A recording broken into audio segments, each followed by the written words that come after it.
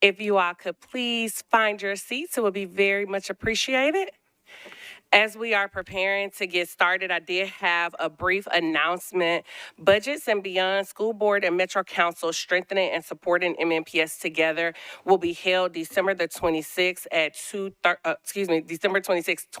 December 6th, 2023 from 4:30 to 6 p.m. The Metro Nashville Board of Education will host the Metropolitan Council for a special orientation session aimed at providing insights into the critical role of the school board in sharing valuable information about Metro Nashville Public Schools. This collaborative effort between the school board chair, Rachel Ann Elrod, Vice Mayor Angie Henderson, and Metro Council Budget and Finance Committee Chair, Delicia Porterfield, will be an opportunity for members of the Metro Council to gain a comprehensive understanding of the responsibilities, challenges, and initiatives undertaken by the school board in ensuring the success and well-being of Nashville students. The agenda for the orientation session includes presentations on various aspects of the school board's responsibilities, district achievements, future plans, and an interactive session for questions and discussions. So, colleagues, you did receive an Outlook calendar invite from Board Chair Rachel Ann Elrod. So if you could please RSVP to that if you are attending. We are trying to get our numbers together. So thank you so very much. I do detect a quorum today. We have 13 of our 15 members present, and we are going to go ahead and get started. We did not have anyone to sign up for public comment today, so we're going to just go ahead and jump right into our agenda. We have two items on consent agenda today. RS 2023-125 and BL 2023-112. Does anyone want to bump either one of those off consent? I'll go ahead and read the captions. RS 2023-125, Porterfield, Evans, and Allen appropriates $170,000 from the juvenile court to various nonprofit organizations selected to receive community partnership fund grants. And BL 2023-112, Greg Porterfield and Gamble approves the conditional donation of approximately 0.026 acres of land near the intersection of Fessler's Lane and Lebanon Pike. Again, the two items on the consent agenda are RS 2023-125 and BL 2023-112. Would anyone like to have either of those bumped? Seeing no one, can I get a motion? It has been moved and properly seconded. All those in favor say aye. Any opposed, nay. Any abstentions? Consent agenda passes, 13 in favor, 0 against, and 0 not voting. We will now move on to RS 2023-126, Porterfield approves a 31st supplemental electric system revenue bond resolution, supplementing resolutions of the Metropolitan government by authorizing the issuance of electric system revenue bonds 2024 Series A and electric system revenue refunding bonds 2024 Series B as requested by the Electric Power Board. Can I get a motion? Is there a second? It has been moved and properly seconded. Before we go into discussion, we do have Laura Smith here from NES, as well as Pat Alexander from the Bond Council, who will be available to answer any questions. If you all don't mind coming up to the podium, and if you could just give us a brief overview of what this is, and then Councilmember Allen, I will acknowledge you first since I saw you first.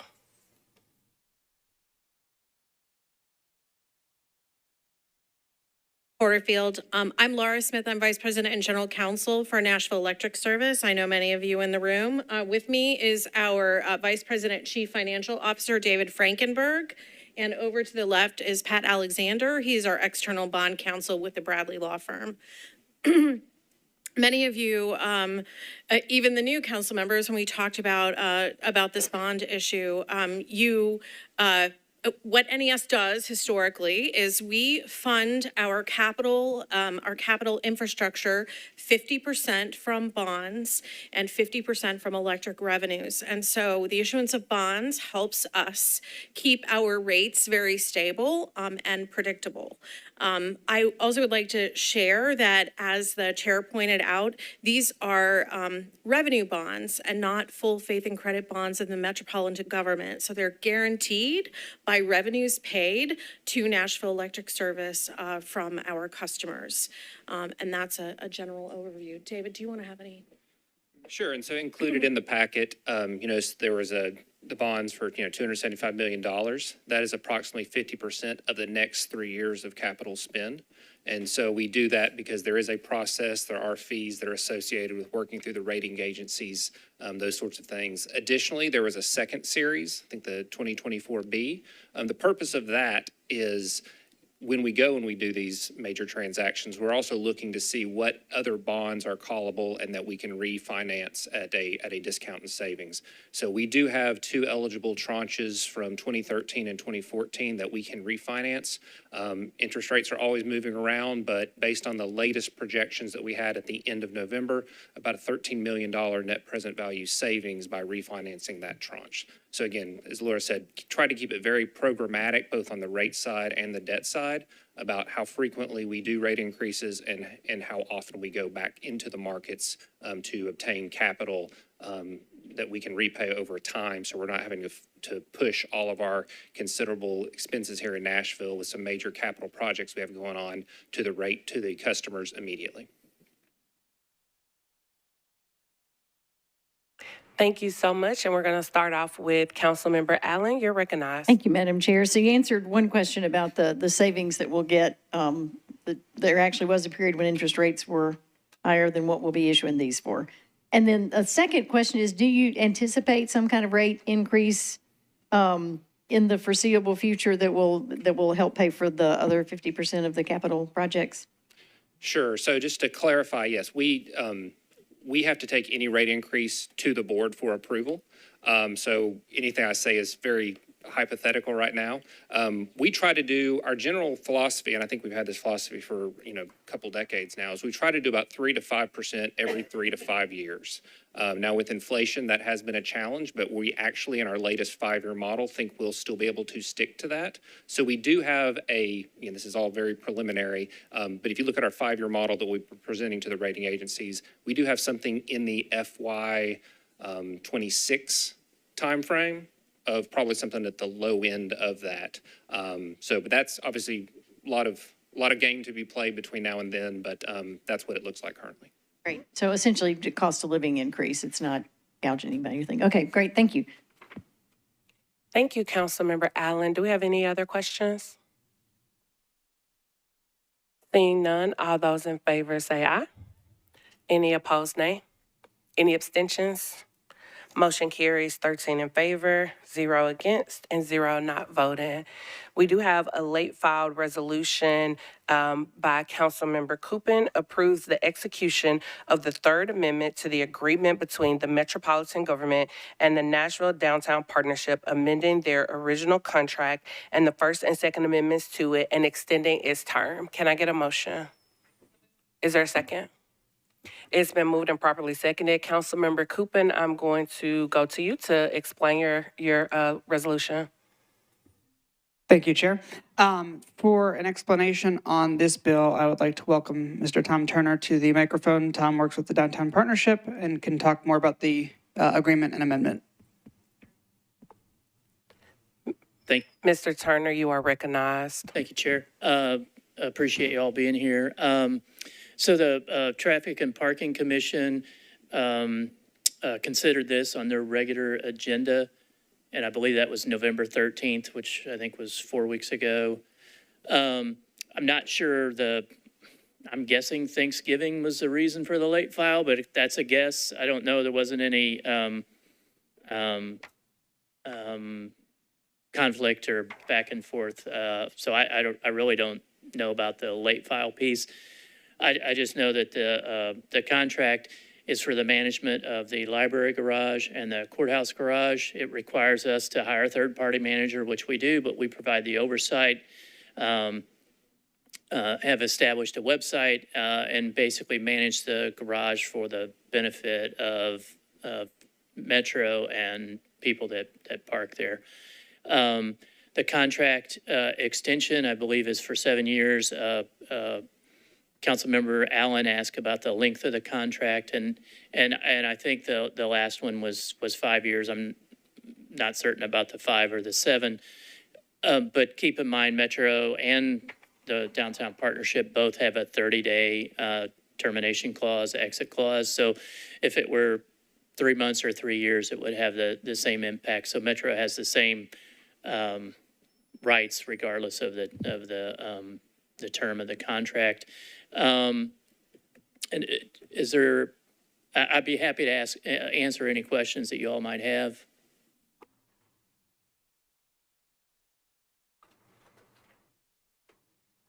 I don't see any questions from the body. Council Member Quinn Evans Siegel, you are recognized. Is this question to Mr. Turner? Just wanted to add a comment to his discussion on the terms for the benefit of my colleagues in case they have any questions about it for him as well while he is still here. This came through traffic and parking. And I would also note that under this contract, money is required to be sent back to Metro, whereas under the previous contract, it could just sort of sit with the Downtown Partnership. And so I think that is an important point to remember as well about this contract. Thank you very much, Councilmember Evans Siegel. Are there any other questions? Can we get someone to speak to the late file? Well, that'll be a question for rules. That'll be a question for rules. So I do want to acknowledge that we did get a letter that stated that the contract will expire on December the 7th and that council needs to consider this resolution prior to December the 7th. So I will hold that question for the Rules Committee tomorrow. Do we have any other questions on this legislation? Seeing none, all those in favor say aye. All opposed, nay. Any abstentions? 13 in favor, 0 against, and 0 abstaining. And we are going to move on to the last piece of legislation on our calendar. And I apologize, colleagues, I meant to give this reminder at the beginning of the meeting. The legislation that comes before us tends to go to more than one committee. So we just want to make sure that we're being mindful that we are keeping the questions pertinent to the committee. So for this committee, we're looking at the budgetary concerns about legislation. Other questions will go before other committees, which is why I saved the late file question for the Rules Committee. And typically, a chair will recognize you even if you're not on that committee. So please make sure that you are going to the appropriate committee to have your questions answered.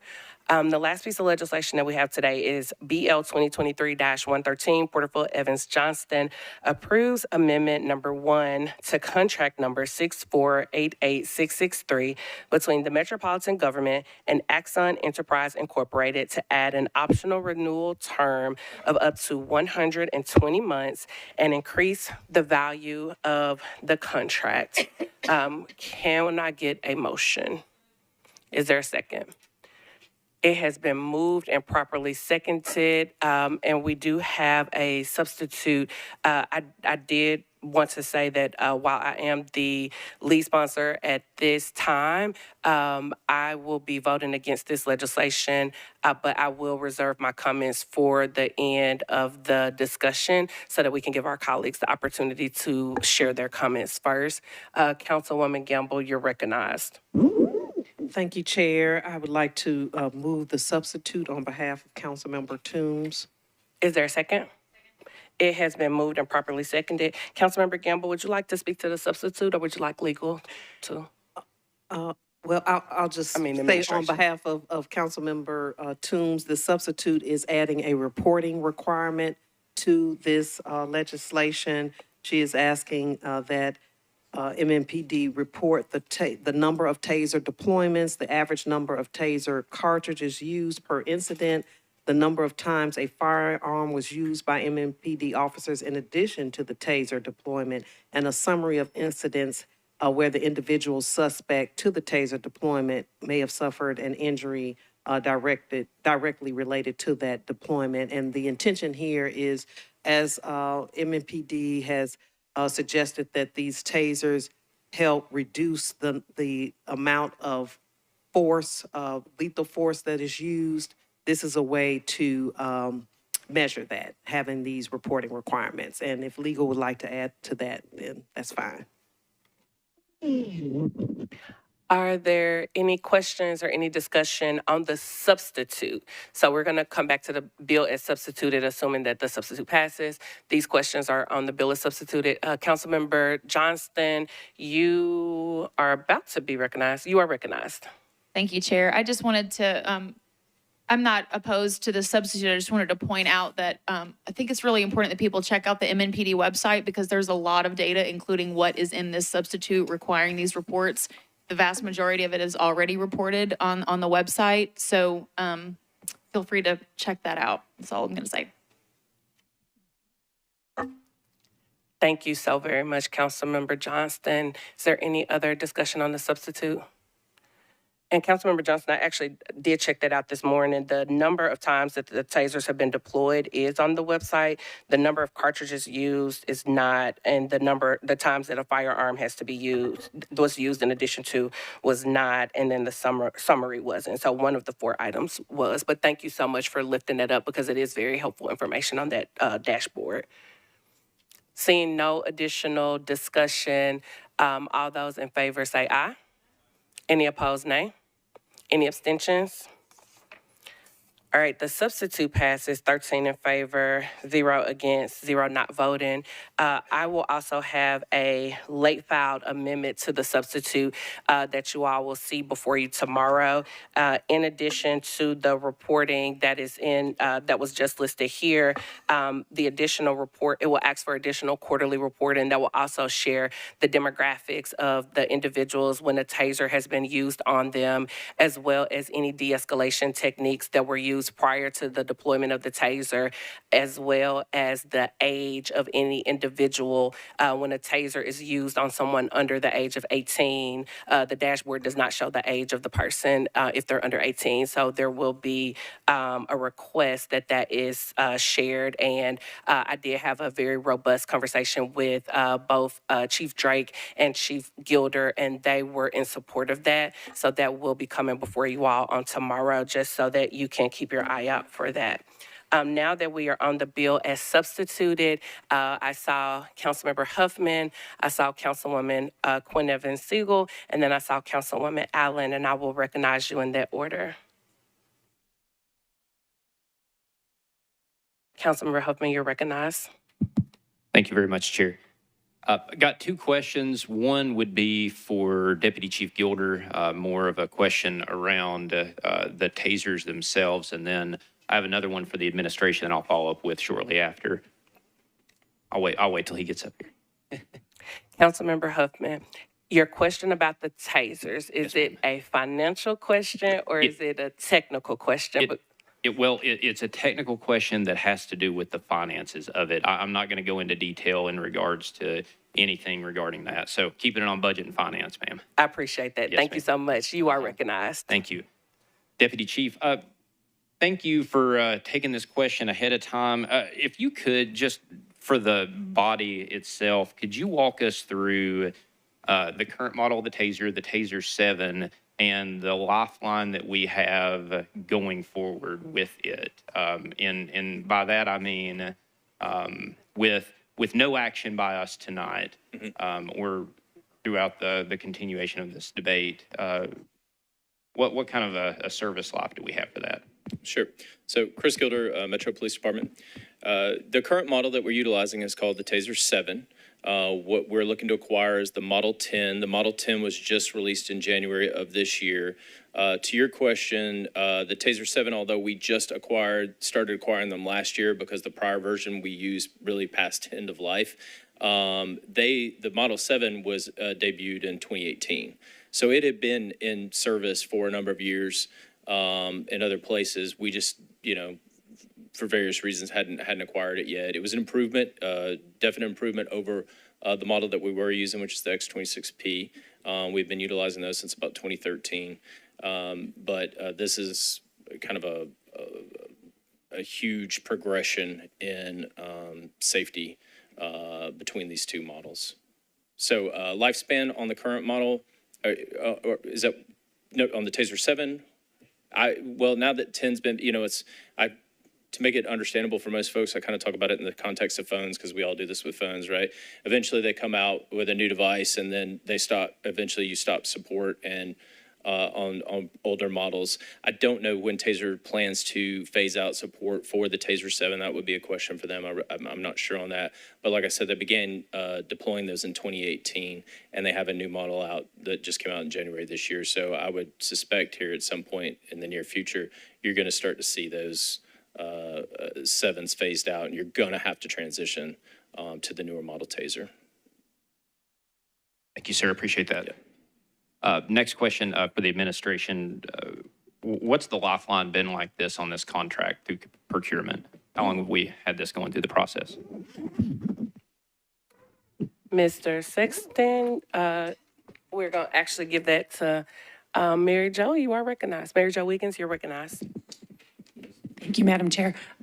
I may ask Captain Gilder to answer this because I think what you're asking is when did this contract get filed? Or when was the amendment? Necessarily an amendment to the contract? Not necessarily when there was an amendment, but when did we start this process to kick this amendment off? And yep, I guess that is going back to you. We started previewing the tasers. I just found out because this question came up earlier when I was talking to Councilmember Porterfield in, I believe it was summer-ish. And then when I saw the amendment first time was around September. Procurement was still working on it.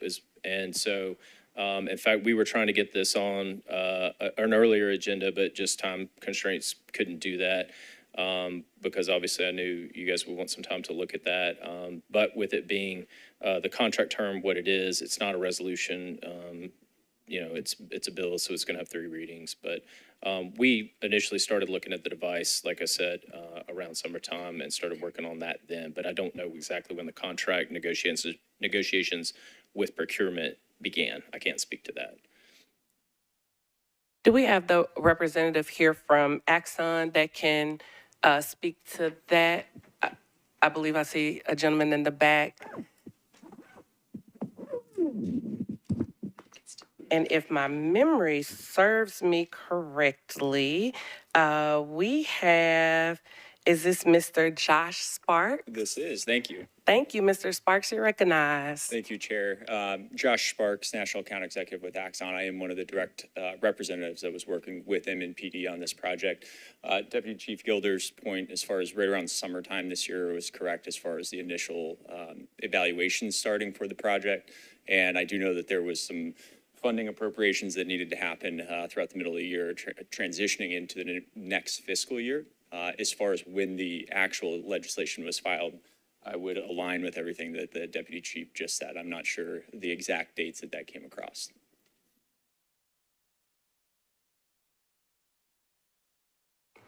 Thank you, Mr. Sparks. Councilmember Huffman, do you have any additional questions? If I could have one more just while we have the Axon representative here. Just to confirm, the TASER 10 model that was introduced in January of 23, is that correct? Yes, that's correct. Thank you. Thank you, Councilmember Huffman. Councilmember Quinn Evans Siegel, you're recognized.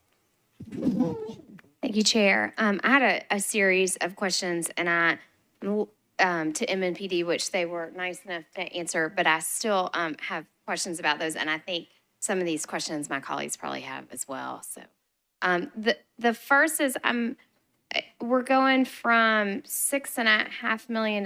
We're increasing a little over $18 million.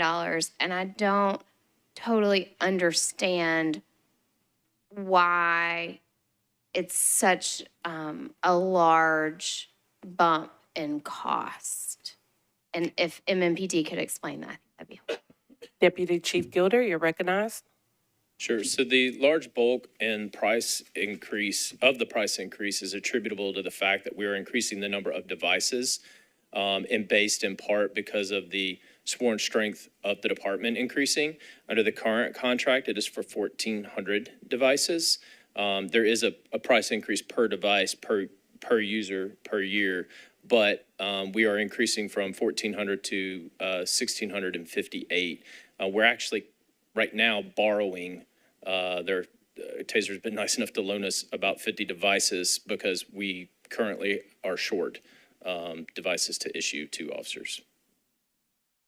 Councilwoman Evan Siegel. Yeah, I think I understand we need more. Thank you for that. I guess I just don't understand how the increase in 258 tasers is $18 million. Not Councilwoman. Ms. Wiggins, you're recognized. I think the other important is it's a 5-year contract going to 10 years. So when you're comparing 6 million to the 18, you have increased number of tasers, you have an increase in price per taser, and you have doubled the length of the contract. That's the big increase. Okay, so can I repeat my understanding? Sorry, I get, want to make sure I understand. So we're doubling the length. So if you took 6.5 million, just doubling, you're looking at 13 million. But we're going then from 13 million to 24 million. So it's going to cost us $11 million more for 258 tasers. Well, the entire 1,658 tasers have a higher cost than the 14 that we're paying. So you have per unit increase, number of tasers increased, and that per unit increase goes across all 1,658.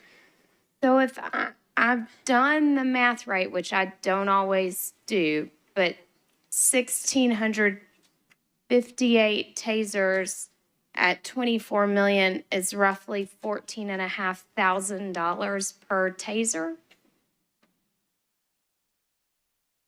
I'm not sure that that would be the right math. Deputy Chief Gilder, do you have the increase per unit? Yeah. So one key piece when we're looking at it, where there's an extension in the number of users in the program. There's also the extension in the term, which has been mentioned. So the amendment is set up as a 5-year contract with a 5-year option on the end of it. When we look at a TASER program from a 30,000-foot view, we center the term of the contract itself around the device, which is rated for 5 years. So it's a 5-year device. The key difference here, in addition to the expansion in the program, is also the fact that we are allowing or lining up the next iteration of TASER technology as well. So we're comparing an expansion in the number of users as well as essentially 2 TASER programs, but we're trying to de-risk that for MNPD, saying by putting the option at the end of it, if something changes in the future, if there's a difference in technology, there's a way out of that contract. We're just protecting the pricing by locking that in at today's rates as opposed to doing so 5 years in the future. So I think the key difference there is the expansion. Plus, we're looking at essentially, it's not an apples to apples, one TASER program to the other. It's essentially 2 5-year programs that we're looking at locking in with the amendment. You're recognized. So it doesn't sound like my math is wrong. It's just justified by locking in $14,500 per taser. So I think the direct answer to your question as far as the difference in cost between the programs, we actually, because this is a mixture of essentially hardware and software, so products and services, we price this out on a per user basis. So the current agreement right now is priced out at $70 per user per month. The difference in cost for the amendment would actually increase that to $91.88 a month. Can you repeat those, that last set of numbers, please? Yes, the current contract amount is $70 per user per month. That would increase to $91.88 a month. And that's on a per user per month basis. And if anyone's trying to do the math, that's like $397,000, not 18 million, to your point, Council Lady Quinn Evans Siegel, but you're recognized. Oh, thank you, Chair, for doing that math so quickly for me. I did it in the meeting with them the other day. Okay. I appreciate that. So if we're paying per user per month. Do we own the tasers that we just bought, the 7s? At the moment, no. Part of the agreement is once the contractual agreement is paid off, then the hardware would be owned by Metro at that point.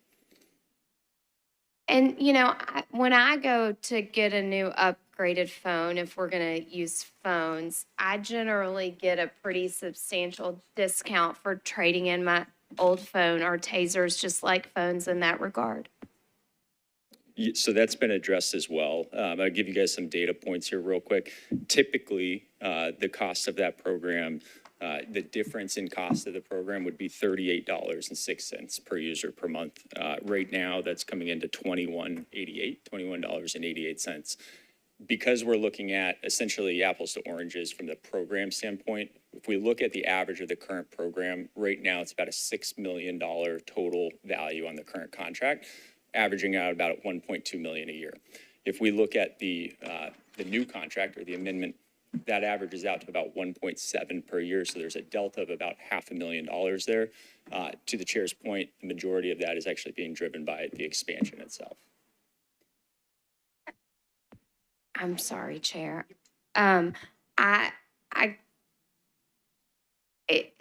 This seems like quite a bit of money. I mean, new phones come out all the time, and sometimes you're just stuck with the one you had until it doesn't work well enough anymore. Does Axon have any plans to phase out support of the 7s?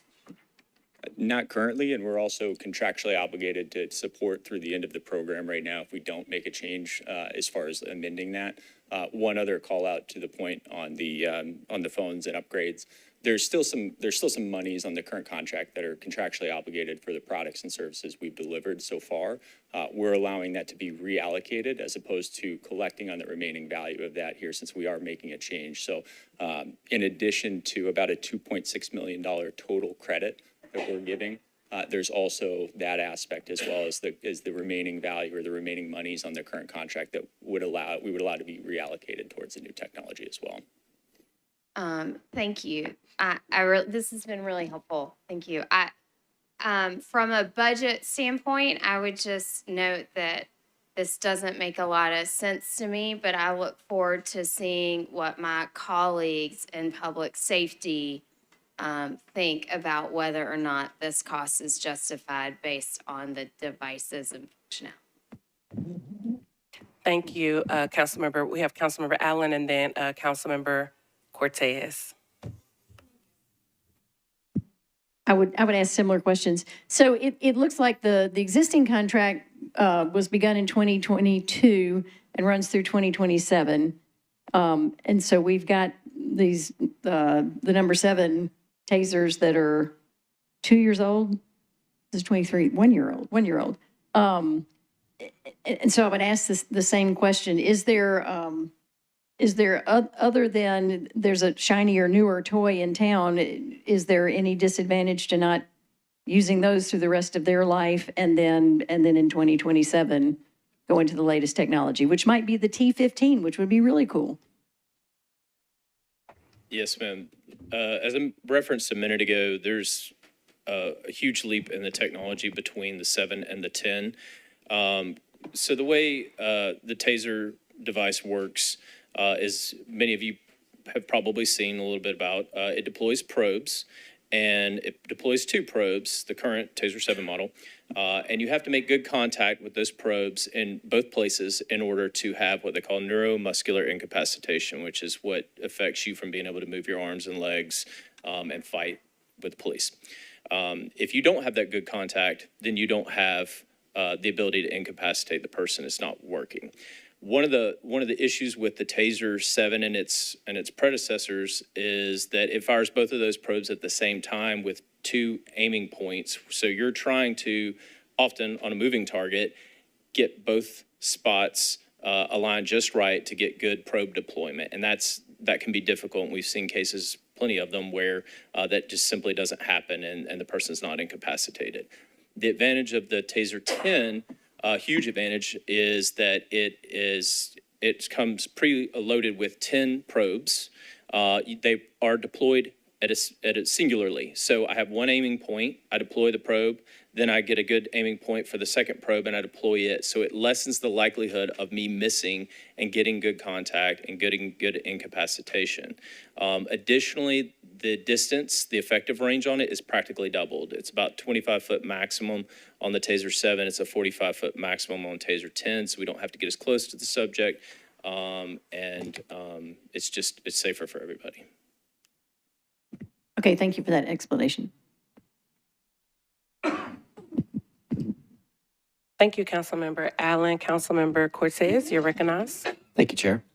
And this is for the Axion representative. So the total value of the contract is 24 million and change. How much of that has already been paid?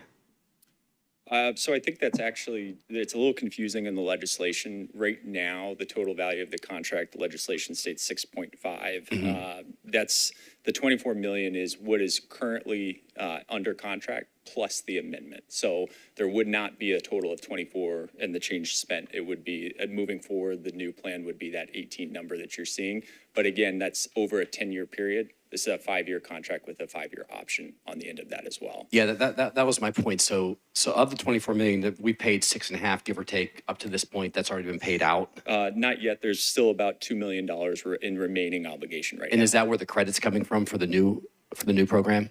No. So the $2.6 million credit that I mentioned is a credit that we applied to the bottom line. Is essentially a partnership credit to help with the transition, similar to the point that was made about the cell phones and upgrading earlier than normal. The $2 million that's left contractually on the contract, if we don't do anything today, that is still contractually owed from Metro at that point. So what we're saying is instead of paying that off, instead of paying the hardware off that's already been shipped, that can then be reallocated towards the new program.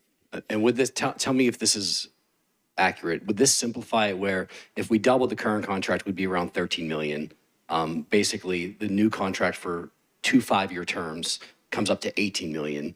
So the delta is really 5 million in there between the two when everything is all said and done. It's a much better way to look at it, yes, because we are looking at the 2 5-year terms as essentially the TASER program that would start today in the TASER 10, as well as the next TASER program 5 years down the road if that option is taken at that point. Okay. But we've already, even though we owe 2 million, we've already committed 6.5 at this point to the current contract. So that 6.5 is a sunk cost at this stage, correct? Correct. Okay. Thank you. Thank you, Councilmember Cortez. Councilwoman Gamble. Actually, can you clarify something because I may have misheard this? Did you ask if that 6.5 million went towards the 18? Was that your question? Thank or was you, it Chair. on top of the 18? It was on top of the 18. So the contract value is 24, but we've already paid 6.5 of that. So it's basically, if we doubled the current contract, my question was, we'd get to around 13. And I guess with just simplifying it, if the new I followed contract, the rest of it. I just Okay. wanted to make sure that it was clear that that 6.5 was not part of the 18, that it was 6.5 and 18. I just wanted to make sure that that was clear. So thank you, Councilmember Cortez. Councilmember Gamble, you're recognized. Thank you, Chair. And this question may be for the administration. This is a sole source contract, from my understanding, because this is the only organization or company that makes these tasers. If you could speak to that, and also in the price comparison, was there any research or anything done in this price comparison? Ms. Wiggins, you're recognized. And I may not, there is not really a competitor that can provide the same number and the same technology. So that is why it was sole source. You also have the existing contract, and the only way that we're able to get some of that discount, and I'll call it more of a cost avoidance, that we're getting a lower rate by essentially extending the contract now versus when the existing contract expires. So we can only get that cost avoidance with our current vendor, putting it into that sole source category. And what is that amount, the cost savings? I call it a cost avoidance. Cost avoidance. Because what we're able to do is if we can renew the terms of this contract with this amendment, we will avoid $5 million of additional cost, which would be the current pricing if we were to go into the TASER 10.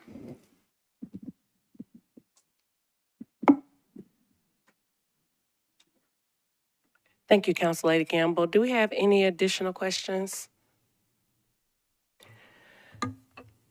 All right, seeing none, I will go ahead and offer up my concerns. I have a lot of concerns with regards to more technical issues that I will say for public health and safety. I do have some ethical concerns with the company.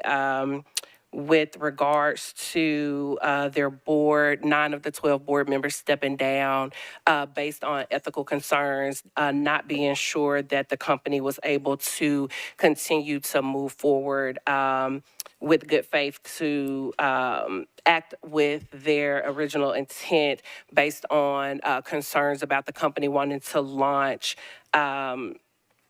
drones that shoot out tasers. So one, that's just an ethical concern, and I have a hard time spending money with a company that their ethics are in question to the extent that their board has to step down. I do have concerns that the life of this product is 5 years. We are looking at 1 year and 10 months into a 5-year contract, and now this technology is antiquated. There's nothing that says that if we buy these new tasers that's not going to happen again. This is the IDIQ contract, so there is no guarantee that this technology will not be antiquated as soon as we purchase it.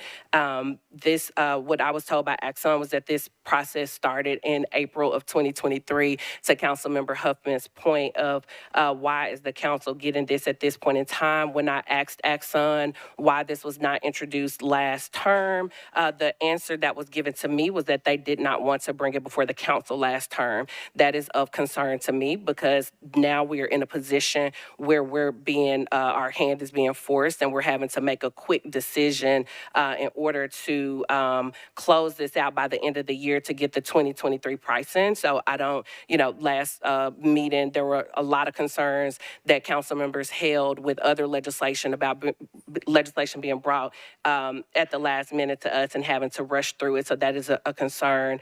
Another concern is Councilmember Quinn Evans Siegel made this point as well. We're going from 6.5 million to 18.3 million for a total of 24.8 million, which is a substantial increase. Now, I understand that there are an additional 258 tasers, but we're talking about a 10-year contract, and now we are in this contract 1 year and 10 months, and the technology is antiquated. So why would we go into anything for 10 years? That does not make sense to me. Looking at how often the company created new tasers from 2009 to 2013, they created a new taser every 2 years, and from 2018 to 2023, there was a new taser created after 5 years. So our current contract is set to expire February the 1st, 2027. There's no reason to believe that there's not going to be a newer model of taser at the end of this contract. So I am of the personal belief that in an effort to be fiscally responsible, we keep the tasers that we currently have that we're paying the $6.5 million for. And I think that this is great technology, and I think that it's technology that's needed, but I think we can get that technology at the end of life of the current tasers that we have.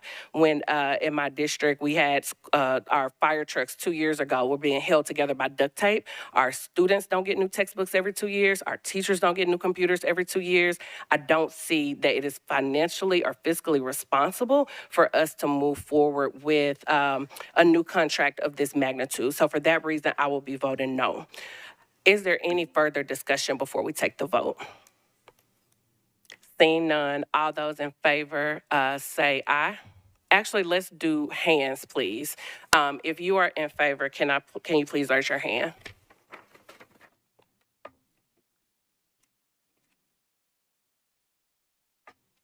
Right now we have 8 in favor.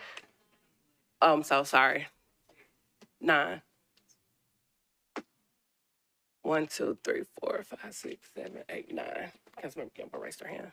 So 9 in favor. All those against, please raise your hand. 1, 2, 3, 4 against.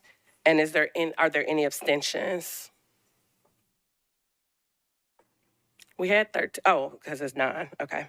9 and 4 is 13, all right. The motion carries as substituted. And with that, our meeting is adjourned. Thank you.